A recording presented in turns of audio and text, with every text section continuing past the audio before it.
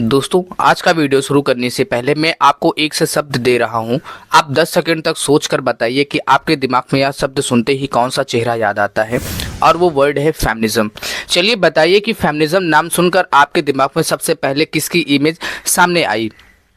यह इमेज किसी सेलिब्रिटी की थी, जैसे फेमस रियलिटी शो की फेमस शो रोडीज की नेहा धूपिया की, या so called burning political issue पर बोलते स्वरा भास्कर, सोनम कपूर और प्रियंका चोपड़ा, या किसी और सेलिब्रिटी यूट्यूबर्स की, या फिर सोशल मीडिया इन्फ्लुएंसर की हो सकता है। कुछ लोगों के दिमाग में कमला बशीर, त्रिशा शेट्टी, स्लाविया ग्रेस, वंदना शिवाय, कैलाश सत्यार्थी जैसे फेमिनिस्ट की भी इमेज सामने आई हो। अब अगर आपके दिमाग में यह पहले कैटेगरी के सेलिब्रिटीज की इमेज फॉर्म हुई है तो मे बी आप भी उस फेमिनिज्म के उसी सुपरफिशियल अंडरस्टैंडिंग से प्रभावित हो सकते हैं जिसने फेमिनिज्म जैसे पावरफुल सोशल मूवमेंट को हाईजैक कर रखा है। फेमिनिज्म के नाम पर एक अलग एजेंडा ही चला रखा है। इसे ही आजकल फैक फेमिनिज्म या सूडो फेमिनिज्म का नाम दिया जाता है।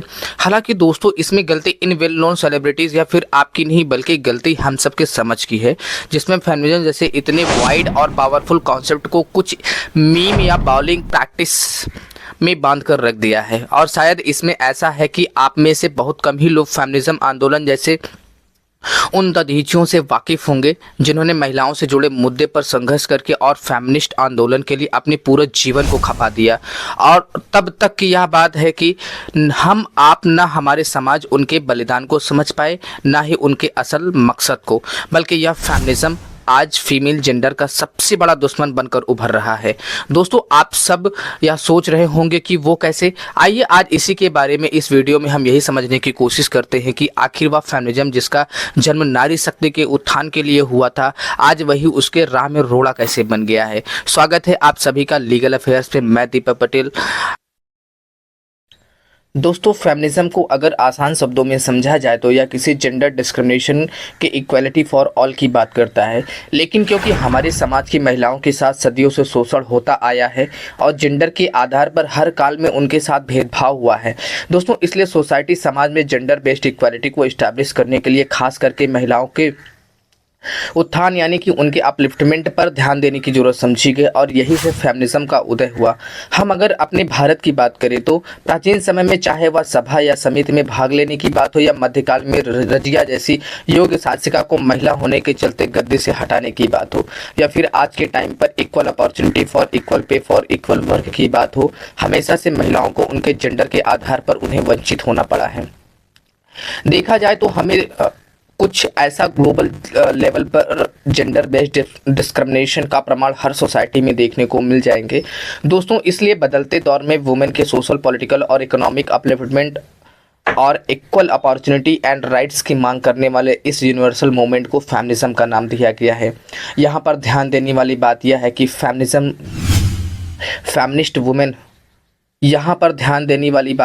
फेमिनिस्ट वुमेन सोसाइटी में फीमेल डोमिनेंस की मांग नहीं करता, ना ही मेल को नीचा दिखाकर अपनी वाहवाही करना चाहता है, बल्कि उनकी सीधी सी मांग है कि उन सबको उनके जेंडर के डिस्क्रिमिनेशन के बिना इक्वल अपॉर्चुनिटी और इक्वल राइट्स मिले।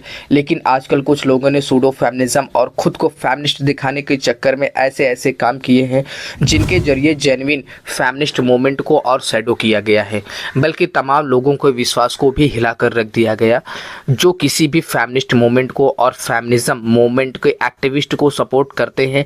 दोस्तों, अगर हम ग्लोबल लेवल पर देखें तो फैक्ट फेमिनिज्म का एक प्राइम एग्जाम्पल हमें एम्बर हर्ड और जॉनी डे के डाइवोर्स को देखने को मिलता है, जहां दुनिया भर के बहुत सारे फेमिनिस्ट ग्रुप एम्बर हर्ड को वुमेन एम्पावरमेंट के ब्रांड एंड एम्बेसडर स्टैब्लिश करके उनकी तरफ खड़े नजर आ रहे थे। लेकिन जब फाइनल आउटकम बाहर आया तब जाकर उस केस की सच्चाई आई और फाइनली उन दोनों के बीच में डाइवोर्स हो गया था। दोस्तों, ऐसे ही साल 2015 में जसलीन कौर ने सरबजीत सिंह के नाम के एक लड़के पर भद्दे कमेंट का आरोप लगाते हुए सोशल मीडिया पर पोस्ट कर दिया था। इसके बाद लोगों ने घटना की सच्चाई जाने बिना लड़की का पक्ष लेते हुए कि फेमिनिज्म के कैंपेन में सरबजीत सिंह को लोगों ने कोसना शुरू कर दिया। देखा जाए तो उसे अपराधी तक घोषित कर दिया गया। लेकिन जब 4 साल बाद 2019 में अदालत ने सरबजीत सिंह को सभी आरोपों से बरी कर दिया, तब तक सरबजीत सिंह की जिंदगी बिखर चुकी थी। दोस्तों, Canadian prime minister Justin Trudeau खुद एक फेमिनिस्ट के तौर पर पेश करते हैं और उनके एक्शन में कई बार यह देखने को भी मिलता है। और अब एग्जाम्पल के लिए उनकी कैबिनेट की फीमेल पार्टिसिपेशन को बढ़ावा देने से लेकर मीटू जैसे मूवमेंट को सपोर्ट करने से समझ सकते हैं। लेकिन खुद जस्टिन ट्रूडो पर वुमेन मिस हैंडलिंग का आरोप लग चुका है। दोस्तों, जब आप किसी फेमिनिस्ट के बारे में इस तरह की न्यूज़ आती है तब मूवमेंट से जुड़े आम लोगों को भी जनता शक की नज़र से देखने लगती है। दोस्तों, वीडियो को शुरू करें। आप सभी से एक इम्पॉर्टेंट मैसेज। हमारा संविधान भारत की आत्मा है। संविधान ने देश के सभी नागरिकों को समान अवसर और समान अधिकारों से नवाजा है। मजहब, जाति, लिंग, समुदाय, अमीरी, गरीबी से ऊपर उठकर सम्मान और न्यायपूर्ण जीवन जीने का हक संविधान ने हम सभी को दिया है। लेकिन कई बार जानकारी के अभाव में आपको न्याय नहीं मिल पाता, आप ठगा सा महसूस करते हैं। लेकिन अब और नहीं, मुंह खोलिए और ये चुप्पी तोड़िए, अपने अधिकारों को जानिए। आपके हक और आपके हुकूक की बात करने, आपके अधिकारों से आपको रूबरू करवाने और आपको न्याय दिलाने और सम्मान से सिर उठाकर जीने का हक दिलवाने के लिए हम आपको बताएंगे कि न्याय पाने की इस लड़ाई में आपको करना क्या है। लीगल अफेयर्स शुरू कर रहा है आपके हक और आपके हुकूक और आपके अधिकारों से जुड़ा हमारा कानून। नमस्कार, आपका स्वागत है लीगल अफेयर्स में और मैं हूं आपके साथ स्वताक्षी सिंह। तो क्या है आपके अधिकार, कैसे पा सकते हैं आप न्याय, आपके मदद के लिए कानून में क्या क्या प्रावधान है, आप जानेंगे इन सभी कानूनों के बारे में जो आपकी हिफाजत और आपकी सुरक्षा के लिए बनाए गए हैं। अगर आपके साथ कोई नाइंसाफ़ी हो रही है या आपको आपका हक नहीं मिल पा रहा है तो लीगल अफेयर्स आपको देगा वो मंच जिसके जरिए आप जान सकते हैं अपने अधिकारों को और आप कर सकते हैं अपने हक की बात। धन्यवाद। जिसमें आप जान सकेंगे अपने सभी सवालों का जवाब, जिसमें आप पूछ सकते हैं लीगल अफेयर्स के एक्सपर्ट एडवोकेट से अपनी लीगल समस्याओं का हल, जिसका टोल फ्री नंबर है 9455397103 और 9554502845 या इन्हीं नंबर पर आप सीधा व्हाट्सएप मैसेज के जरिए भी आप हमारे एक्सपर्ट से सवाल पूछ सकते हैं। आप ढूंढना शुरू करेंगे तो हमें एक एक नहीं ऐसे सैकड़ों मामले मिल जाएंगे जहां हमारी न्याय व्यवस्था कहीं न कहीं लड़की के पक्ष को स्वीकार करते हुए आरोप का भार यानी कि बर्डन ऑफ प्रूफ मेल पर ही डालता है और इसी का फायदा सूडो फेमिनिज्म के पैरोकार उठाते हैं। लेकिन इस सूडो फेमिनिज्म का सबसे ज़्यादा नुकसान समाज के उसी तबकों को भुगतना पड़ा है जिसके लिए अब मूवमेंट शुरू हुआ था। दोस्तों, फैक्ट फेमिनिज्म से अल्टीमेटम नुकसान फीमेल को ही होता है। ऐसी फीमेल को जो आज भी मार्जिनलाइज्ड हैं, जो आवाज़ नहीं उठा सकती हैं, जिनको आवाज़ को कंसर्न अथॉरिटी को पहुंचाने के लिए किसी फेमिनिस्ट या एक्टिविस्ट की ज़रूरत होती है।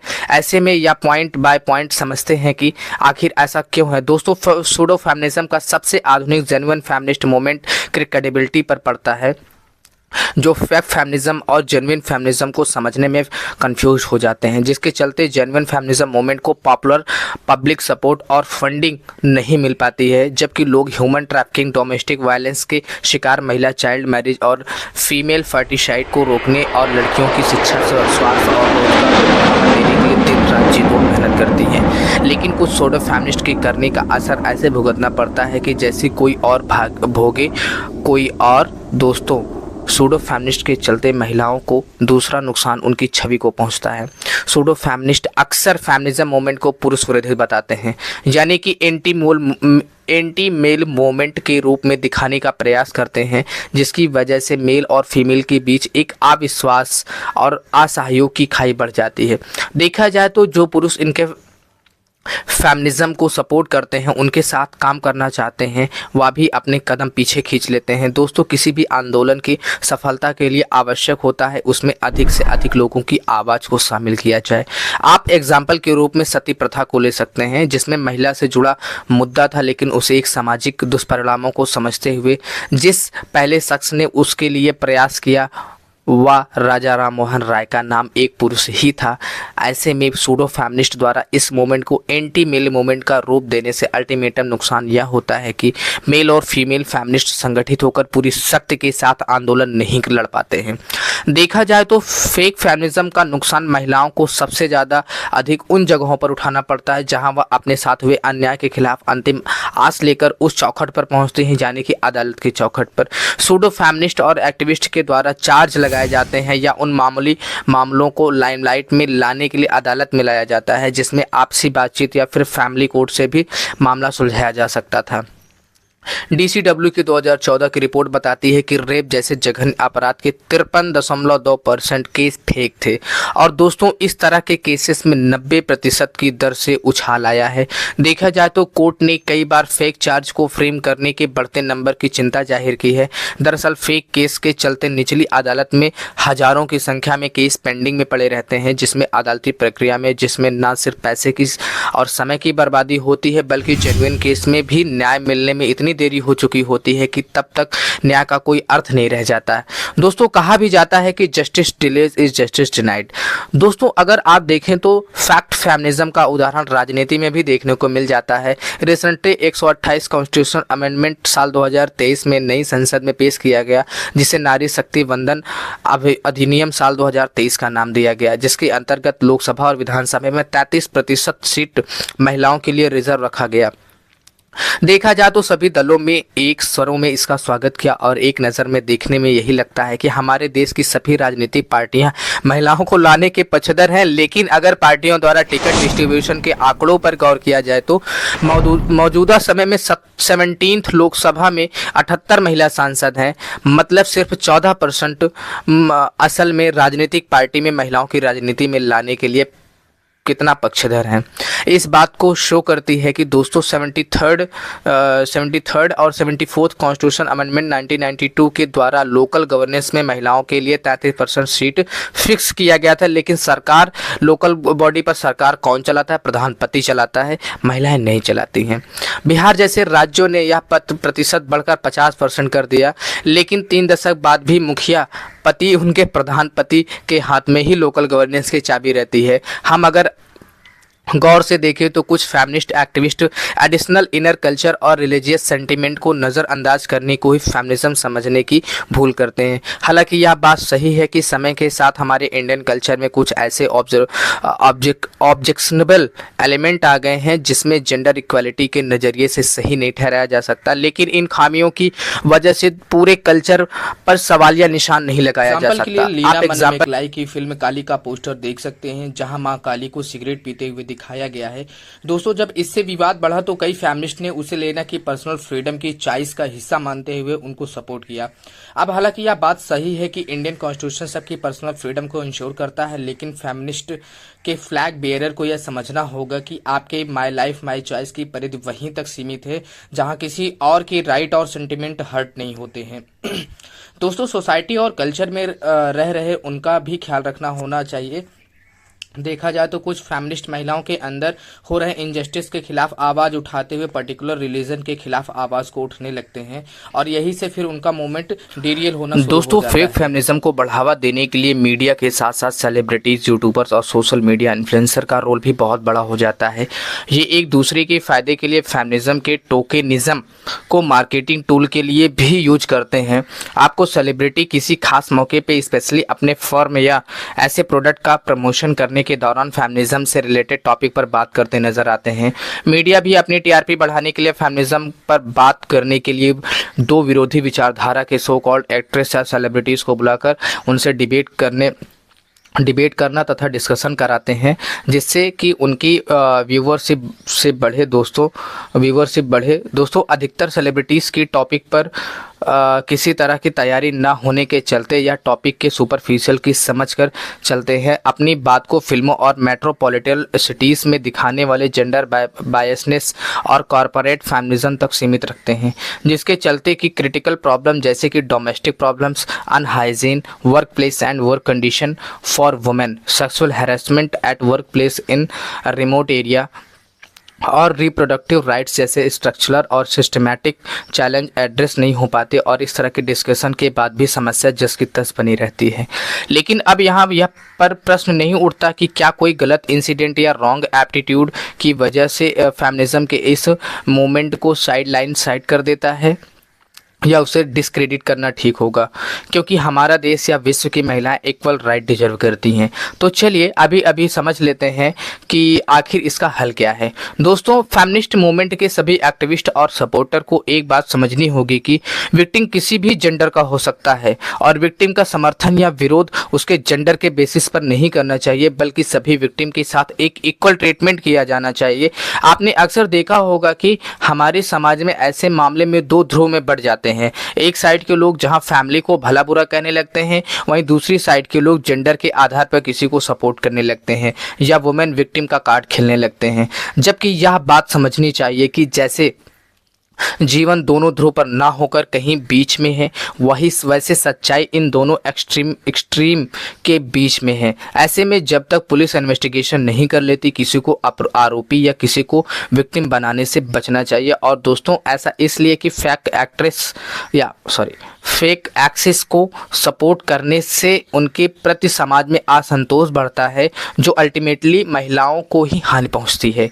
सोसाइटी में जेंडर इक्वालिटी को प्रमोट करने के लिए पब्लिक को साथ ही साथ पब्लिक को जनरल सेंसिटिव के लिए एकजुट होने की ज़रूरत है, क्योंकि जब सच में बदलाव नहीं होगा तब तक व्यवहार में भी बदलाव मुश्किल है। बाहर बड़े बड़े बातें करने से पहले हमें हर इंडिविजुअल को इंश्योर करना होगा कि हमारे घरों के अंदर किसी फीमेल चाइल्ड को वही फ्रीडम, वही फैसिलिटीज़ मिले जो एक मेल चाइल्ड को मिल रहा हो। फिर चाहे बात बेस्ट एजुकेशन की हो या फिर न्यूट्रिशन की, अगर पेरेंट्स के द्वारा अपने अनजाने में किसी प्रकार का डिस्क्रिमिनेशन हो रहा है तो हमें आगे जाकर उनके राइट्स के लिए बोलना होगा और यह बताना होगा कि यह गलत क्यों है। दोस्तों, सिर्फ हाई प्रिविलेज क्लास या सेलिब्रिटी को माउथ पीस बनकर ना रखा जाए। समाज में ग्राउंड लेवल पर काम करने वाले फेमिनिस्ट एक्टिविस्ट को भी मीडिया प्लेटफॉर्म प्रदान करें, जैसे इस मोमेंट को डाइवर्स वॉइस मिले और अधिक से अधिक इंक्लूसिव हो सके। साथ ही फेमिनिस्ट मूवमेंट को एक्टिविस्ट और सपोर्टर को अपने एजेंडा में मार्जिनलाइज्ड सेक्शन की महिलाओं के साथ LGBTQ+ की समस्याओं को भी शामिल करना होगा। और ऐसा इसलिए क्योंकि सबकी लड़ाई जेंडर के आधार पर डिस्क्रिमिनेशन, इक्वल अपॉर्चुनिटी और इक्वल ट्रीटमेंट की डिमांड है। कभी भी लड़ाई को टुकड़ों में लड़कर अंजाम तक नहीं पहुंचा जा सकता है। दोस्तों, लेजिटिमेट और चीनी फेमिनिस्ट ग्रुप को सपोर्ट करने के साथ ही सूडो फेमिनिज्म को भी डेमोक्रेटली और पोलाइटली चैलेंज करना जरूरी है, जिससे फेमिनिज्म के नोबल कॉज को पॉपुलर पब्लिक सपोर्ट मिल सके। ऐसे समाज के रूप में हमारे लिए ज़रूरी है कि हम अपनी समझ पहुँच से यह फैसला करें कि आखिर हम किस थॉट का एम्पावर करने वाले हैं। क्या हमारा मतलब अनरीजनेबल कैंसिल कल्चर को प्रमोट करने से है? नहीं, बल्कि कुछ गलत आइडल को छोड़कर लेजिटिमेट फेमिनिज्म जनरल राइट को प्रमोट करने से है। दोस्तों, अगर पॉलिटिकल पार्टी और फाउंडेशन के माउथपीस की करनी और कथनी में काफ़ी अंतर है, तो ऐसे में मीडिया और समिति को उनके स्लोगन से अधिक इनके मोटिव और एक्शन पर नजर रखने की जरूरत है। दोस्तों, अगर किसी पॉलिटिकल पार्टी के मैनिफेस्टो में महिलाओं के एम्पावरमेंट की बात नहीं है, तो उनके एक्शन यानी कि टिकट डिस्ट्रीब्यूशन से लेकर विनिंग इलेक्शन टू पोर्टफोलियो के एलोकेशन से लेकर महिलाओं की पर्याप्त भागीदारी नहीं दिखती, तो फिर हर सिटीजन को और हमें भी यानी कि डेमोक्रेसी के फोर्थ पिलर यानी कि मीडिया को भी उनसे क्वेश्चन करने की आवश्यकता है। दोस्तों, फेमिनिज्म एक बहुत ही बायस्ड मूवमेंट है जो कि हजारों सालों से जेंडर के बेसिस पर हो रहा है। डिस्क्रिमिनेशन को खत्म करने की अनवरत लड़ाई है, जिसमें हमने अपनी जर्नी मीलों तक सफ़र तय करना है, जबकि इसे अभी मिलियन तक जाना और देखा जाए तो कोई 100 मीटर एस्पिरेंट नहीं है, बल्कि एक मैराथन दौड़ है। इसके लिए हर डिस्क्रिमिनेशन के खिलाफ लड़ने की ज़रूरी है, जिसके लिए हर मौके पर बोलने की आवश्यकता है। साथ ही साथ इसके नोबल कॉज क्रेडिबिलिटी को बचाने के लिए ऐसे में सूडो फेमिनिस्ट के हाथों में जाने से बचाने की ज़रूरत है, जो सेलेक्टिव होकर किसी खास मकसद से काम करते हैं, एजेंडे और किसी खास रंग के चश्मा से देखकर इनको सपोर्ट या फिर अपोज करते हैं। अदरवाइज फेमिनिस्ट के संघर्ष को इरिपेबल डैमेज कर सकता है, जिससे कि जेन्युइनली इनके लिए संघर्ष किया है, अपना पूरा जीवन लगा दिया है। दोस्तों, आपकी राय क्या है? इस वीडियो के कमेंट बॉक्स में अपना राय जरूर लिखें और इसी के साथ अपना वीडियो का अंत है। धन्यवाद। वीडियो को लाइक अंतिम तक देखने के लिए आपका बहुत बहुत धन्यवाद। वीडियो में अगर कुछ जानकारी चाहिए तो आप ले सकते हैं, जो फ्री ऑफ कॉस्ट आपके लिए अवेलेबल रहेगी।